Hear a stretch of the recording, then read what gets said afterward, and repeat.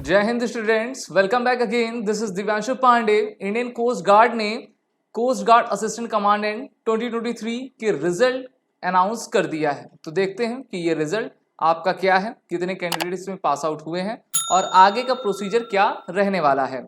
तो देखिए, सीडेक के द्वारा इंडियन कोस्ट गार्ड की वेबसाइट पर CGCAT 23 के रिजल्ट जो कि ऑनलाइन पेपर में आपका कंडक्ट हुआ था, उसके रिजल्ट को आपका डिक्लेयर कर दिया गया है। तो सभी कैंडिडेट जिन्होंने इस एग्जाम में आपके अपियर हुए थे वो अपना रिजल्ट चेक कर सकते हैं joinindiancoastguard.cdac.in के वेबसाइट पर जाकर।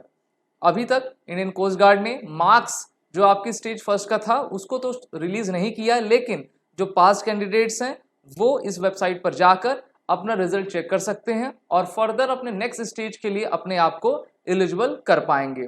अब आप अपने CGCAT के रिजल्ट को कैसे देखेंगे, तो उसके लिए सबसे पहले आपको वेबसाइट पर जाना पड़ेगा जिसका नाम joinindiancoastguard.cdac.in है, जहां पर आपको अपने लॉग इन करना पड़ेगा अपने यूजर नेम और पासवर्ड के साथ। और आपको लेफ्ट हैंड साइड पर व्यू रिजल्ट का आपका टैब मिलता है, जहां पर आप जैसे ही अपने लॉगिन डिटेल्स को इनरोल करते हो तो आपका पूरा बायोडेटा खुलकर आता है। उसके बाद जो है उसी के जस्ट नीचे जो है ADD, AFSB, PSB, SSB details आपकी आती है, जहां पर आपको उस पॉइंट पर क्लिक करना है जिससे कि आपकी फर्दर पूरा रिजल्ट आ जाएगा और आपको पता चलेगा कि आप सेलेक्ट हुए हो स्टेज सेकंड के लिए या फिर नहीं।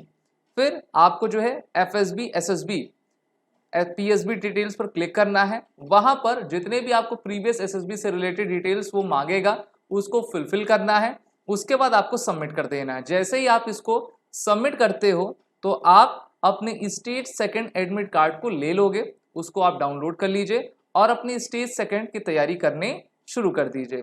इस बार के जो आपकी वैकेंसी थी उसमें अगर हम वैकेंसी देखें तो जनरल ड्यूटी असिस्टेंट कमांडेंट में GD की 40 वैकेंसी थी, CPL SSA 10, technical engineer 6, technical electrical 14 और लॉ के लिए आपका 1 थी। तो इनका ऑनलाइन पेपर जो आपका हुआ था उसकी वैकेंसी भी रिलीज की गई है और अब आपका रिजल्ट भी आ चुका है।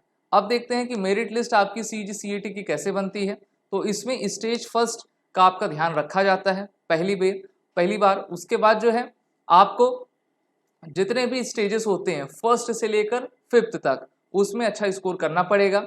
अब बात ये आती है कि ऐसा कौन सा पॉइंट हो सकता है जहां पर रिजल्ट फंस सकता है। तो देखिए, अगर मान लीजिए 2 कैंडिडेट्स हैं जिनका स्कोर एक ही है ना, लेकिन अब उनको जो वैकेंसी में जगह नहीं मिल पा रही तो किसको आपका लिया जाएगा। सबसे पहला इसमें कहा गया है कि candidates scoring more marks in screen test, पहला। दूसरा, candidates older in age will be higher in merit, जिसकी एज बड़ी रहेगी, ज्यादा रहेगी, उसको कंसीडर कर लिया जाएगा। If both the above parameters are identical for more than one candidate, then all the candidates older in age whose date of birth fall on the same date will be shortlisted for the stage second।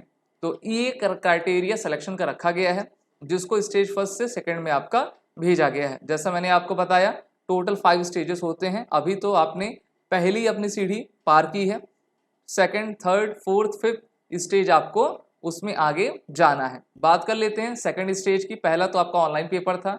अब दूसरे में क्या होता है आपको कि इस test को देने के लिए आपको नोएडा, मुंबई, गोवा, चेन्नई या फिर कोलकाता सेंटर पे वो आपको बुलाएंगे और आप टाइमिंग और अपने सिलेक्शन सेंटर PSB सेंटर का चयन खुद से आप कर सकते हैं। इसमें आपके 2 टेस्ट होते हैं मेनली। पहला CCBT जिसका full form computerise cognitive battery test है और दूसरा picture perception and discussion test PPNDT।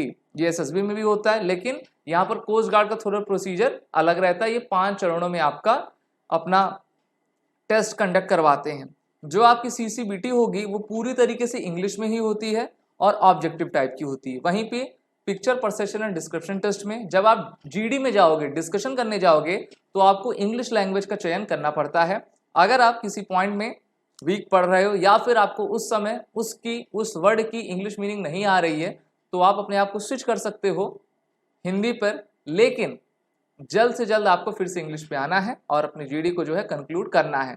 और ये जो आपका स्टेज सेकंड होता है वो क्वालिफाइंग नेचर का होता है, यानी कि या फिर आप पास हो जाइए या फेल हो जाइए। पास होंगे तो आप फर्दर थर्ड स्टेज के लिए जाएंगे, फेल होंगे तो आप वहीं से घर लौट आइए। थर्ड स्टेज को हम FSB कहते हैं, यानी कि फाइनल सिलेक्शन बोर्ड टेस्ट, और ये आपके नोएडा में कंडक्ट होता है। 5 दिन का आपका पूरा टेस्ट होता है। जैसे ही सेकंड स्टेज आप पास करोगे, फिर से आपको वेबसाइट पर जाकर अपनी डिटेल्स भरनी है जो भी वो मांगेंगे, और फिर आपको स्टेज थर्ड का एक हम कह सकते हैं कि कॉल अप मिलेगा, और आप अपने 5 डेज हम कह सकते हैं कि SSB प्रोसीजर के लिए FSB के लिए जाओगे, जहां पर साइकोलॉजिकल टेस्ट, ग्रुप टास्क और इंटरव्यू आपके कंडक्ट किए जाते हैं। और जैसे ही आप इसमें 5 दिन स्टे करके 5 दिन का प्रोसीजर पूरा करते हो तो आपको stage 4 special medical examination SME के लिए आपका भेजा जाता है, जो कि आपके नई दिल्ली के बेस हॉस्पिटल पर कंडक्ट किया जाता है। और ऐसे कैंडिडेट जो कि आपके मेडिकली अनफिट हो जाते हैं तो वो बिल्कुल भी घबराए ना, तो उनको जो है वो आगे जा सकते हैं। उनको 40 डेज का आपका मौका दिया जाता है कि वो फिर से एक बार जो है अपने मेडिकल रिव्यू करा सकें। अगर उसमें वो पास हो जाते हैं तो उनको नेक्स्ट स्टेज यानी कि स्टेज 5 में आपका भेज दिया जाएगा। स्टेज 4 के बाद जो है ऑल इंडिया मेरिट लिस्ट आपकी बनती है INA AZ माला के लिए, जहां पर आपके नेवल ओरिएंटेशन कोर्स आपका कराया जाता है, जिसमें mainly all India merit list में स्टेज फर्स्ट और स्टेज थर्ड के आपके मार्क्स को देखा जाता है, और इसी आधार पर जो है आपका ऑल इंडिया मेरिट लिस्ट आपका बनाया जाता है, जिसके साथ आप अपने INA AZ माला जो कि केरल में है वहां पर रिपोर्ट करते हो। वहीं बात कर लेते हैं ट्रेनिंग की, तो ट्रेनिंग INA AZ माला में 22 वीक्स की होती है, और इतने वीक्स में आपको जो अपनी ट्रेनिंग कंप्लीट करनी होती है, जहां पर आपको असिस्टेंट कमांडेंट की आपकी पोस्ट दी जाती है। अगर आप ट्रेनिंग में अनसूटेबल होते हो, आपकी परफॉर्मेंस अनसेटिस्फैक्ट्री है, तो आपको हटाया जा सकता है, या फिर आपने कोई गलत इंफॉर्मेशन दी है और वो इंफॉर्मेशन बाद में पाई जाती है कि हाँ आपने ये फॉल्सिफाइड इंफॉर्मेशन दी है, तो आपका कैंडिडेचर वहीं से निरस्त कर दिया जाएगा, चाहे आप किसी भी लेवल पे हो, स्टेज 4 पे, 5th पे, या फिर आप ट्रेनिंग पे भी चले गए हो। फिर भी प्रमोशन एंड पे लेवल देख लें तो असिस्टेंट कमांडेंट सबसे पहला आपका रैंक होता है, जिसके लिए आप अपनी तैयारी कर रहे हो, तो 56,100 rupees starting basis salary. Commandant की 78,800, कमांडेंट में जेजी था, और कमांडेंट मेन जो रहता है 1,23,000। Deputy inspector general DIG 1,31,000, inspector general IG 1,44,000, additional director general 1,82,000 और डायरेक्टर जनरल DG 2,05,400।